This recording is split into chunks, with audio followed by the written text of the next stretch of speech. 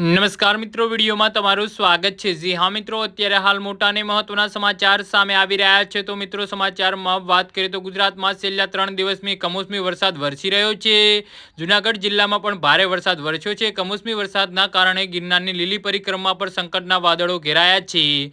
જૂનાગઢ શહેર અને ગિરનારમાં ધીમી ધારે વરસાદ પડી રહ્યો છે। તેના કારણે ગિરનારના જંગલોમાં સામાન્ય સ્થિતિમાં ચાલીને નીકળવું પણ મુશ્કેલ છે। આવી સ્થિતિમાં પરિક્રમાના માર્ગ પર અન્ય ક્ષેત્ર ખોલીને પરિક્રમાર્થીઓને ભોજન પ્રસાદ પૂરો પાડતી સંસ્થાઓના સંચાલકોને જિલ્લા વહીવટીતંત્ર દ્વારા વિનંતી કરવામાં આવી છે। જી હા મિત્રો, અત્યારે હાલ મોટા અને મહત્વના સમાચાર સામે આવી રહ્યા છે।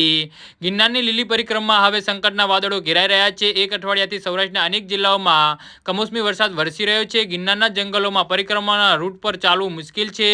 લીલી પરિક્રમામાં પણ કમોસમી વરસાદના અવરોધ ન્યો છે। 50 લાખના ખર્ચે તૈયાર થયેલા રસ્તાઓ ધોવાયા છે। પરિક્રમાર્થીઓને તંત્રને સૂચના ન મળે ત્યાં સુધી ન આવવા અપીલ કરવામાં આવી છે। જી હા મિત્રો, અત્યારે હાલ મોટા અને મહત્વના સમાચાર સામે આવી રહ્યા છે। તો મિત્રો, આના વિશે તમારું શું કહેવું છે તો નીચે અમારી કમેન્ટ બોક્સમાં જરૂરથી જણાવજો। ધન્યવાદ।